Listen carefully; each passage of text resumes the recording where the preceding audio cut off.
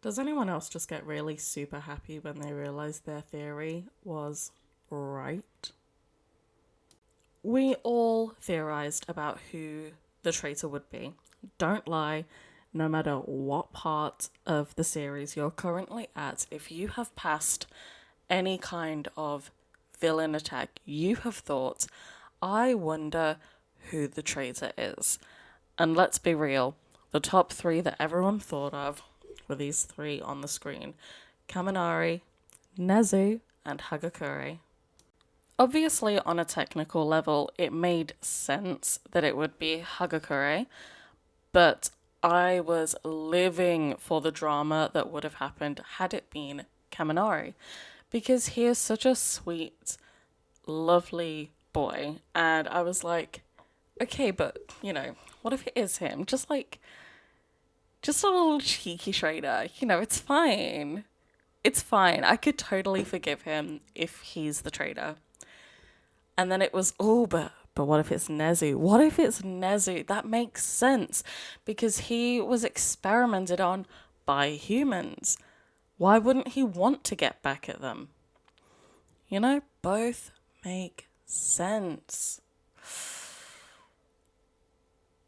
And then Hagakure, Little Miss Invisible Girl, who kind of just went, yeah, I was in the landslide zone with Todoroki, even though her footprints were nowhere. And she's invisible, so she can go anywhere. Oh, exciting stuff. I think we can all admit that there were signs early on that it could be Hagakure, which, I'm sorry if my pronunciation of her name annoys you. I've just always said Hagakure, even though I watched the show again recently and they say Hagakure, but that just sounds really weird to me, so I say Hagakure because that makes sense to me. Anyway, as I was saying, there's little bits that just, you look back on it now and you go, that makes sense. For example, when it was her versus Todoroki, when they had like their first villain versus hero match that was obviously overrun by All Might, when Todoroki actually freezes the ground, you see she gets stuck in the ice. But that does not happen when she is apparently in the landslide zone with Todoroki when the League of Villains attack. She's nowhere to be found. Like, she says that she's with Todoroki, but there is zero evidence that she actually is. Also, finding out that the schedule was stolen from the teacher's lounge. She is the perfect candidate who could do it. She's completely invisible. Like, all she has to do is strip, walk in there, get it. Like, I'm just imagining her going in there, finding it, and like folding it up into like a small square and shoving it in her mouth because her entire body is invisible. So that means anything that's inside of her body is also invisible. So, like, can you imagine her just grabbing it, putting it in her mouth, walking away, and then like going, getting dressed and whatever, and then just putting it in her bag or something. And yeah, she's just got this this wad of paper in her mouth because it's the best way to keep something invisible. That would just be so funny.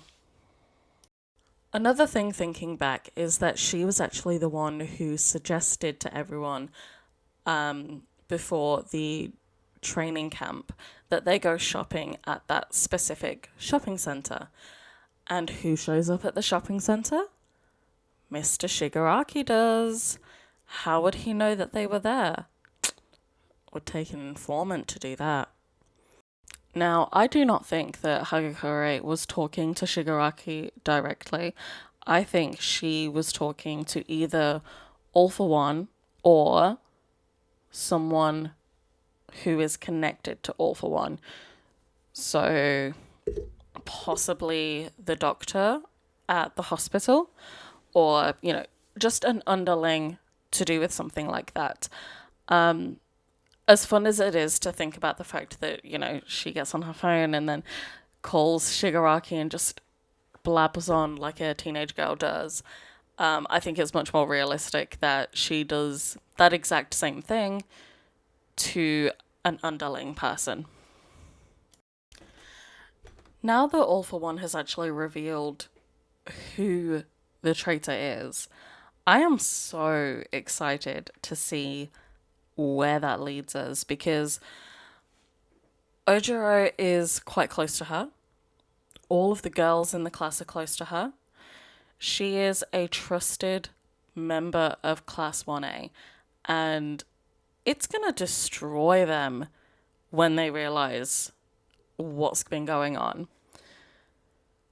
Like, I have a feeling that it's going to be like a very dramatic reveal. Like, she's going to let the villains in somehow and then like reveal herself to be able to turn her invisibility on and off at will, and just like have this big manic grin on her face and be like, it was me all along, Dio.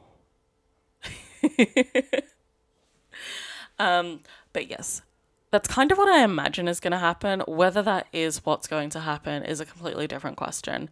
I just have my preferences, and I would love it if something like that happened, because drama. To be honest, I think if I went through my Smash comics and I actually went through them and I had a proper look, I would probably find more evidence to support what has happened. But, you know, that is for another day, because I am lazy and I cannot be bothered to do that right now. Honestly, I think that's going to do it for today. As much as I would love to keep talking about this, there's only so many hours in the day for me to physically talk instead of typing furiously.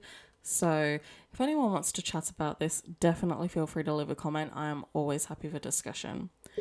If you like this video, definitely feel free to give it a like. And if you want to follow more, hit subscribe.